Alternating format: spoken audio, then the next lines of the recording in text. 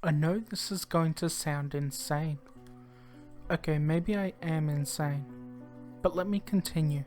I'm not a believer of anything. No gods, messengers of gods, devils, demons. Nothing. On the other hand, I do believe that someone loves me enough to send me a protector. My family and I were cleaning up, and while cleaning, I happened to find a spider on my bed. It was pure white, and it looked so... I can't describe it, but I didn't see any reason to harm it, so I let it stay. It took an interest in me, because from then on, it was in my window. Something about it made me feel at peace. It continued on for months, and eventually my family had seen it, but as my mother described it, it looked holy. Like disturbing it would bring something awful. I ignored her rants, but indeed agreed there was something about it. Then, a miracle happened. I was looking at the spider while lying down, and it flailed its arms around. It was a funny sight to me, so I laughed. But something hit me at that instant and said, "Stop laughing. The spider is serious." I have to admit I was creeped out. Spiders telling me things that were important? What a joke. But I thought something kept troubling me, as if it was scolding me for thinking light of the situation. But again, being ignorant, I put it out of my mind. As I fell asleep, something visited my dreams. I wish I knew what it was, but it said to me, "You were wise not to kill me, and your kindness shall pay off, for I am the omen of protection, sent to guide your dreams and life." Something told me to believe this omen, but I wasn't convinced. Don't believe me, do you? I was astonished, but then again, who would believe that when your dreams are just vivid hallucinations? The omen continued. "Tomorrow you're going to nap, but just before you close your eyes, an image will flash before your eyes that will leave your dreams hollow. When this happens, I'll bite you so that you can warn your family not to sleep until 12 that night. Please heed my warning.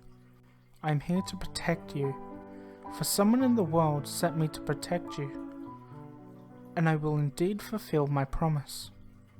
I jolted awake, suddenly afraid of what today was prepared to bring. Coming home from work, I got ready to lay my eyes, but before I did, an image of my family hung on the wall, skinned alive, bodies roasting, screaming my name. I wanted to get up, but my body was paralyzed, so I was forced to sleep. From then on, things got worse. My dreams showed me killing everyone I knew, with a smile on my face. In this dream, I cut my sister's fingers off one by one, then her toes. Then I let her soak in acid, laughing. As for my other sisters, I drugged them and threw them off the bridge into the highway, their bodies breaking on impact. As for my mother and father, I plunged a knife in my mother's face and slid it down her body, while my father was burnt over a fire. My cousin was having her face held in boiling water while she was being molested, and my boyfriend? I saved the best for him.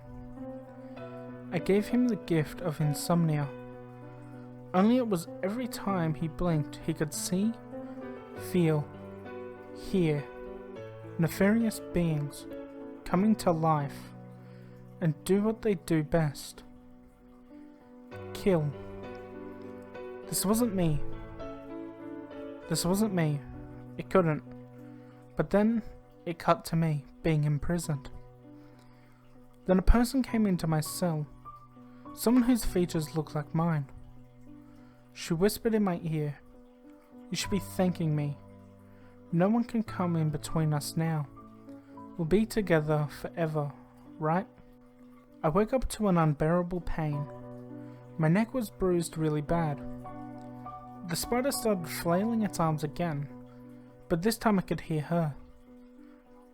"Now you believe me? Your sisters are tired, and your parents. If you don't save them, all could be horrific. I tried to the best of my ability to stop them, and I prevailed, but the spider told me to do one more thing. Go to sleep, and you'll dream again the same dream. But when she comes to visit you, address her name 3 times, and I'll take over. I couldn't possibly think of going through that again, but I had to trust the spider. Something told me to. As I went through the horror again, I ended up imprisoned.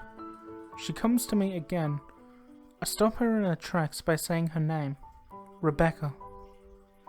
How did I know her name? She was as astonished as I was. Then her dialogue changed. So you do know it, do you? I thought you'd forgotten all these years, leaving me behind when you wanted to face the world. I was there for every bad and good thing that happened to you, Renee. And now you say my name. Too bad it's too late. Rebecca, I say again.